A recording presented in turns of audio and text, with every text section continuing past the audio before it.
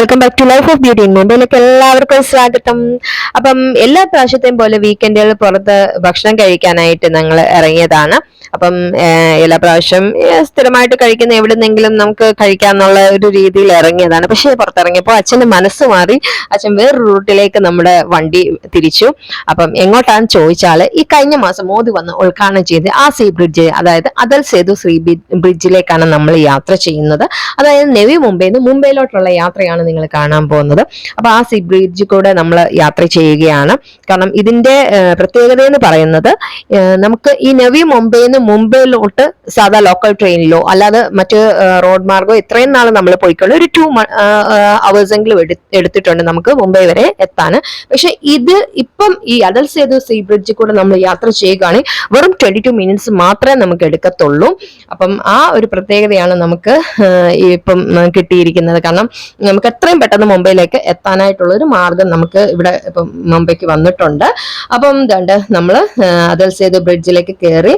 അപ്പം നമ്മൾ യാത്ര തുടർന്നുകൊണ്ടിരിക്കുകയാണ്. ബ്രിഡ്ജുമാണ്, പിന്നെ 22 kilometers ലോങ്ങുമാണ് അടൽ സേതു സീ ബ്രിഡ്ജ് എന്ന് പറയുന്നത്.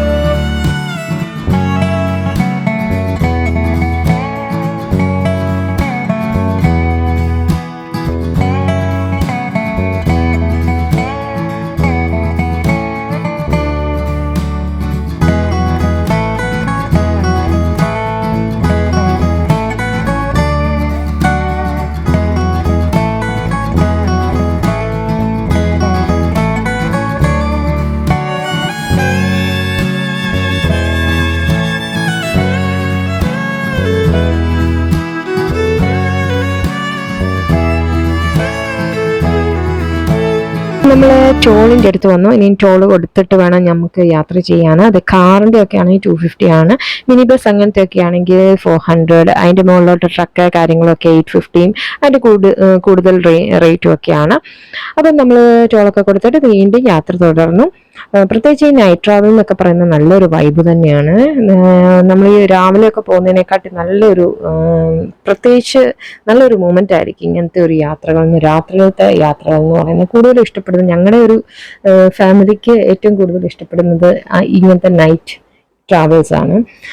അപ്പം പ്രത്യേകിച്ച് ഇതൊരു അൺഎക്സ്പെക്റ്റഡ് പ്ലാൻ ഇല്ലാത്തൊരു യാത്ര കൂടെ ആയതുകൊണ്ട് ശരിക്കും വേറൊരു വൈബാണ്. കാരണം ഞങ്ങൾ പ്ലാൻ ചെയ്യുന്ന ഒരു യാത്രയെക്കാട്ടി ഭയങ്കരമായിട്ടും സുന്ദരമാണ് ഈ അൺഎക്സ്പെക്റ്റഡ് ആയിട്ട് ഉള്ള പ്ലാനിങ്ങിലൂടെയുള്ള യാത്ര. അത് ഞങ്ങൾക്ക് ഒരു നല്ല ഒരു മൊമെന്റ് എപ്പോഴും തരാറുണ്ട്. നല്ലൊരു ഫീലിങ്സ് ആയിരിക്കും അത്. അങ്ങനെയൊക്കെ യാത്ര ചെയ്തിട്ടുള്ളവരൊന്ന് കമന്റ് ചെയ്തേക്കണേ. അൺഎക്സ്പെക്റ്റഡ് ആയിട്ട് നമ്മൾ പലപ്പോഴും പലയിടങ്ങളിൽ പോകാനായിട്ട് ഇറങ്ങിയിട്ട് വേറെ വഴി തിരിച്ചൊക്കെ വിടാറില്ലേ, അങ്ങനത്തെ യാത്രകളൊക്കെ ചെയ്തിട്ടുള്ളവരൊന്ന് കമന്റ് ചെയ്തേക്കണേ. അപ്പൊ നമ്മൾ നമ്മൾ സീ ബ്രിഡ്ജിൽ കൂടി ഇങ്ങനെ യാത്ര ചെയ്യാണ്. നമ്മൾ ഇടയ്ക്കൊന്ന് പോയി നിർത്തിയിട്ട് അതിന്റെ വ്യൂ എടുക്കുന്നുണ്ട്. പ്രത്യേകിച്ച് രാത്രിയൊക്കെ ആയതുകൊണ്ട് അങ്ങനെ നമുക്ക് കടലൊന്നും ശരിക്കും കാണാനായിട്ട് പറ്റത്തില്ല. ലൈറ്റും കാര്യങ്ങളൊക്കെ ആയിരിക്കും. പിന്നെ നമുക്ക് ഇവിടെ നിന്നുള്ള പ്രത്യേകത എന്ന് പറയുന്നത് ഈ കാണുന്നതാണ് JNPT പോർട്ട്. JNPT പോർട്ട് എന്ന് പറഞ്ഞാൽ ജവഹർലാൽ നെഹ്റു പോർട്ട്. ഞാൻ ആദ്യത്തെ എൻ്റെ യൂട്യൂബ് ചാനൽ സ്റ്റാർട്ട് ചെയ്തത് ആ ഒരു പോർട്ടിൽ നിന്നായിരുന്നു, ജവഹർലാൽ നെഹ്റു പോർട്ടിൽ നിന്ന്. കണ്ടിട്ടുള്ളവർക്ക് അറിയായിരിക്കും, അല്ല കാണാത്തവരൊക്കെ ഉണ്ടെങ്കിൽ ഒന്ന് പോയി കണ്ടേക്കണം. ഞാൻ ഡിസ്ക്രിപ്ഷനിൽ കൊടുത്തിട്ടുണ്ട്. ആദ്യത്തെ ചാനൽ ഫസ്റ്റ് ഞാൻ ഈ യൂട്യൂബ് സ്റ്റാർട്ട് ചെയ്യുന്നതാണ് ആ ഒരു പോർട്ടിൽ നിന്നാണ്. അപ്പം ഒന്ന് പോയി കണ്ടേക്കണേ. അപ്പൊ ഇതാണ് ആ പോർട്ട്. അപ്പൊ ഇനിയും ഇനിയും ഈ കടലിൽ കൂടി യാത്ര ചെയ്യുമ്പോൾ തന്നെ മുംബൈ പോർട്ടും കാണാൻ സാധിക്കും. അങ്ങനെ ഒരു പ്രത്യേകത കൂടെ ഈ ബ്രിഡ്ജിനുണ്ട്. 2 പോർട്ട് നമുക്ക് ഈ കടലിൽ കൂടി യാത്ര ചെയ്യുമ്പോൾ കാണാൻ സാധിക്കുന്നുണ്ട്. അതായത് JNPT പോർട്ടും മുംബൈ പോർട്ടും. അപ്പം ഇതാണ്. അപ്പൊ ഷിപ്പൊക്കെ കിടക്കുന്നുണ്ട്, നിങ്ങൾക്ക് കാണാമെന്ന് വിചാരിക്കുന്നു. അതിന്റെ ഒരു ചെറിയ ലൈറ്റും കാര്യങ്ങളൊക്കെ കാണുന്നുണ്ടെന്ന് വിചാരിക്കുന്നു. കാരണം ഫുൾ ലൈറ്റാണ് എല്ലാം. നമുക്ക് ഈ രാത്രി ആയതുകൊണ്ട് അങ്ങനെ വലുതായിട്ട് വെള്ളവും കാര്യങ്ങളൊന്നും കാണാനായിട്ട് സാധിക്കുന്നില്ല. ഫുൾ ലൈറ്റും കാര്യങ്ങളൊക്കെയാണ്. അപ്പം വീണ്ടും ഞങ്ങൾ ഇതാണ്ട് ഇവിടെ നിർത്തിയേക്കാണ്. അപ്പം നമ്മൾ വീണ്ടും നമ്മൾ യാത്ര തുടരുകയാണ്.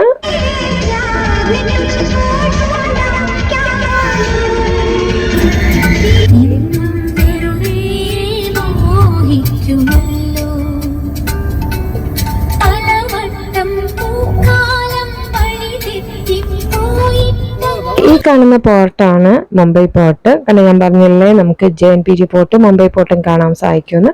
ഇനി അധികം നേരമില്ല, നമുക്ക് മുംബൈ അടുത്ത് കഴിഞ്ഞു.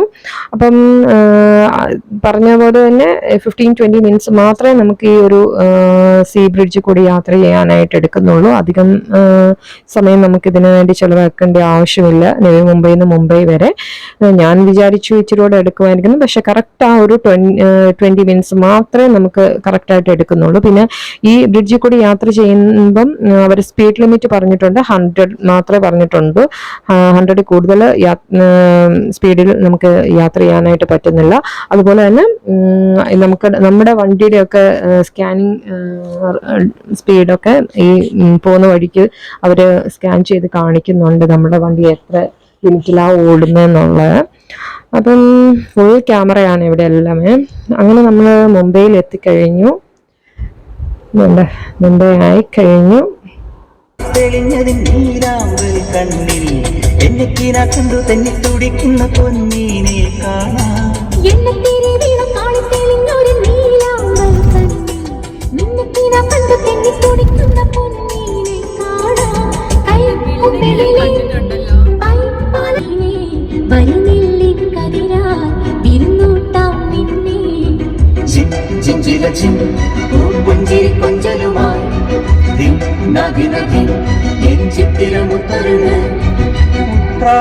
കുടചൂടും പൂത്തിരുനാട് തൃത്താവേ നമ്മൾക്ക് കുടമുറിനാട്.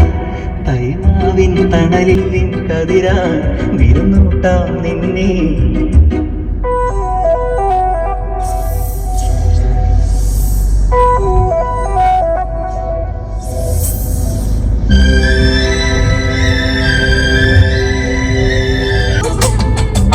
കൊമ്പന്റെ അമ്പലമുറ്റത്തിൻ മാറാട്ടും പോരോ ഒത്തിരി പൊന്നിൽ പൂക്കും.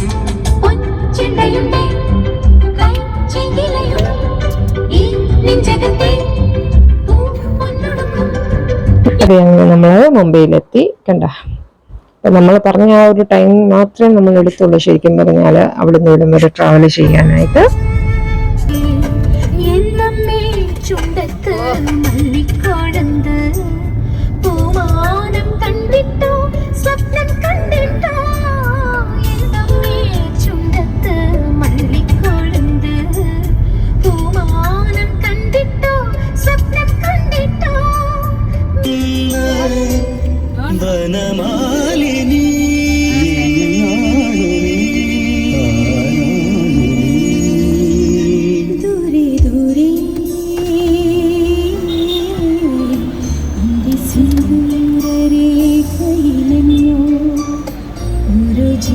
പിന്നെ മുംബൈ വന്ന് കഴിഞ്ഞാൽ നമുക്ക് കാണാൻ സാധിക്കുന്നത് ഇങ്ങനത്തെ ബിൽഡിങ്ങുകളാണ്. ഇതെല്ലാം ബ്രിട്ടീഷുകാർ പണിത് ബിൽഡിങ്ങുകളാണ് കൂടുതലും ഈ ഏരിയകളിൽ. കണ്ടില്ലേ, അത് കാണുമ്പോൾ തന്നെ അറിയാം ബ്രിട്ടീഷുകാർ പണിത ആ ഒരു ബിൽഡിങ്ങുകൾ. ഫുൾ ഈ ഏരിയ മുഴുവനും കൂടുതലായിട്ടും ഇങ്ങനത്തെ ബിൽഡിങ്ങുകളാണ്.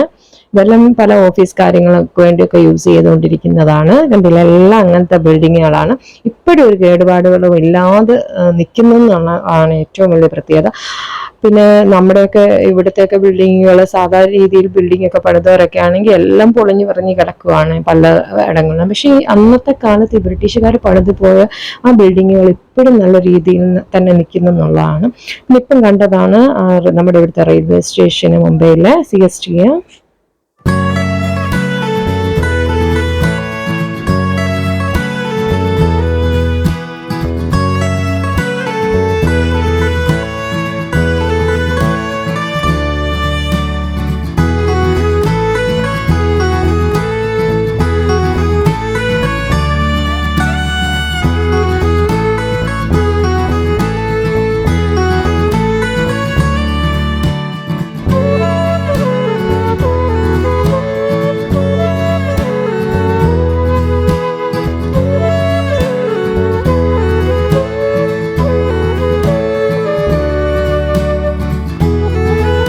അപ്പോൾ ഈ കാണുന്നതാണ് മുംബൈയിലെ ഏറ്റവും വലിയ ലൈബ്രറി.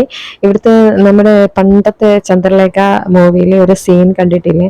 ആ സീനിന്റെ ഷൂട്ടിംഗ് ഇവിടെ വെച്ചാണ്. മോഹൻലാലും ശ്രീനിവാസനും കൂടെ സംസാരിച്ചുകൊണ്ടിരിക്കുന്ന സീനില്ലേ, ആ സീൻ ഇതേ ഈ ഒരു സ്റ്റെപ്പിൽ കയറുന്നതാണ് അവർ ഷൂട്ട് ചെയ്തത്. കണ്ടില്ലേ, വലിയൊരു ലൈബ്രറിയാണ്. വീണ്ടും നമ്മൾ എന്തെങ്കിലും ഭക്ഷണം കഴിക്കാനായിട്ട് നമ്മൾ മുന്നോട്ട് യാത്ര ചെയ്യുകയാണ്. അപ്പം നമ്മൾ കാർ ഒരിടത്ത് പാർക്ക് ചെയ്തിട്ട് നമ്മൾ കഴിക്കാനായിട്ട് ഇറങ്ങിയതാണ്. അപ്പം വേണ്ടത് കണ്ടില്ലേ, ഡബിൾ ഡെക്കർ ബസ്സുകളൊക്കെ. അപ്പോൾ ഇതെല്ലാം കണ്ടില്ലേ, ഇതെല്ലാം ബ്രിട്ടീഷുകാർ പണിത ബിൽഡിങ്ങുകളാണ്. കണ്ടില്ലേ, ഒരു കേടും പറ്റിയിട്ടില്ലെന്നുള്ളതാണ്.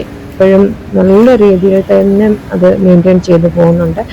അല്ലാതെ ഇവിടുത്തെ സകലമാന ബിൽഡിങ്ങുകളും ഇപ്പം പണിതിരിക്കുന്ന സകലമാന ബിൽഡിങ്ങിലും എപ്പം താഴെ വീഴുന്നു വെച്ചാണ് നിൽക്കുന്നത്. പക്ഷെ അന്ന് പണിത് ബ്രിട്ടീഷുകാർ പണിത ആ ബിൽഡിങ് അവരെ സമ്മതിക്കണം കേട്ടോ. അത്രയ്ക്ക് നല്ല സ്ട്രോങ് ആയിട്ട് തന്നെയാണ് ഇപ്പോഴും നിൽക്കുന്നത് എന്നുള്ളതാണ്. എന്നിട്ട് നമ്മൾ മുന്നോട്ട് നടക്കുവാണ്, നമ്മൾ കഴിക്കാനായിട്ട് പോവാണ്. ഇവിടെ ഒരു മലയാളി ഹോട്ടലുണ്ട്, ഇവിടെ ഒത്തിരി ഹോട്ടലുണ്ട്. അപ്പം നമ്മൾ സ്ഥിരമായിട്ട് നമ്മൾ പണ്ട് വന്നുകൊണ്ടിരുന്ന ഒരു ഹോട്ടലുണ്ട്, അവിടേക്ക് നമ്മൾ പോവുകയാണ്.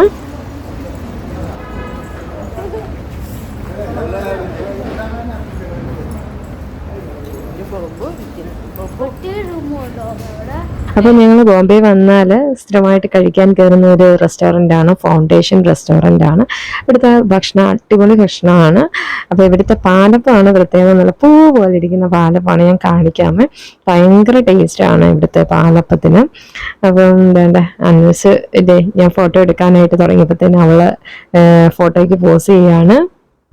അപ്പം ബിരിയാണിയാണ്, ഞങ്ങൾ മോനൂസിന് ബിരിയാണി വേണമെന്ന് പറഞ്ഞ് ബിരിയാണി ഓർഡർ ചെയ്തു. പിന്നെ രണ്ട് പൊറോട്ട, പിന്നെ ഒരു ഫിഷ് ഫ്രൈ പറഞ്ഞിട്ടുണ്ടായിരുന്നു. നമ്മുടെ പാലപ്പം തന്നെ നല്ല പൂ പോലെ ഇരിക്കുന്ന പാലപ്പമാണ്, നല്ല ടേസ്റ്റിയാണ്. അപ്പം അതിൻ്റെ കൂടെ നമ്മൾ ചിക്കൻ കറിയും ഓർഡർ ചെയ്തിട്ടുണ്ടായിരുന്നു. അപ്പം ഞങ്ങൾ ഭക്ഷണം കഴിക്കാനായിട്ട് തുടങ്ങുവാണ്. ലാസ്റ്റ് ഞങ്ങൾ ഒരു പുട്ടിങ്ങയും കഴിച്ച ശേഷം നേരെ ഞങ്ങൾ മറൈൻ ഡ്രൈവിലോട്ട് പോയി. കുറച്ച് നേരം അവിടെ സ്പെൻഡ് ചെയ്യാമെന്ന് വെച്ചു. ഇപ്പം സമയം 12 മണിയായി കേട്ടോ, രാത്രിയിൽ. അപ്പം ഇപ്പോഴും ഇവിടെ നല്ല തിരക്കാണ്. കണ്ടില്ലേ, നല്ല തിരക്ക് തന്നെയാണ്. എല്ലാവരും ഇവിടെ ഇങ്ങനെ കുത്തിയിരിപ്പുണ്ട്. കടലൊക്കെ ശാന്തമായിട്ടിരിക്കുന്നു. നമ്മളും കുറച്ച് നേരം ഇവിടെ സ്പെൻഡ് ചെയ്യാമെന്ന് വെച്ചു കേട്ടോ. അതുകൊണ്ട് കുറച്ച് നേരം ഇവിടെ വന്നിരിക്കുകയാണ് ഞങ്ങളും.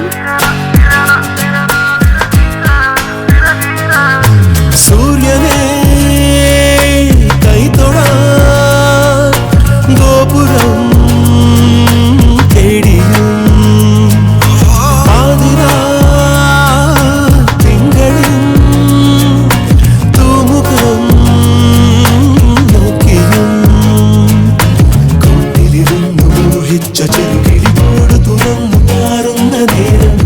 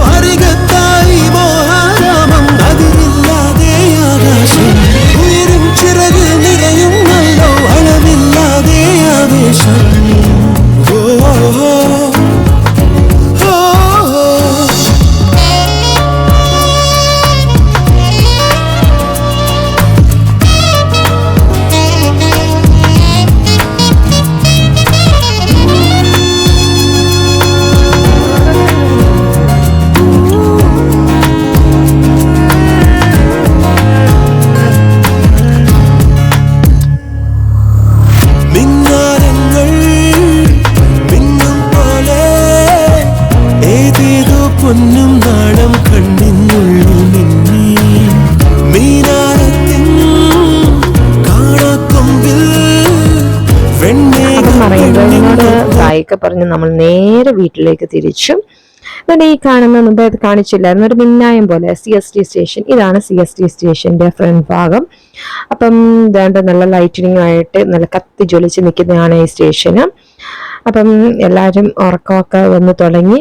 അപ്പം നേരെ നമ്മളെ വീട്ടിലേക്ക് വിട്ടു വണ്ടി. അപ്പം എല്ലാവർക്കും ബൈ, ഗുഡ് നൈറ്റ് ഓൾ. അപ്പം നമ്മുടെ വീഡിയോ കാണുക, ഷെയർ ചെയ്യുക, കമന്റ് ചെയ്യുക. ബൈ.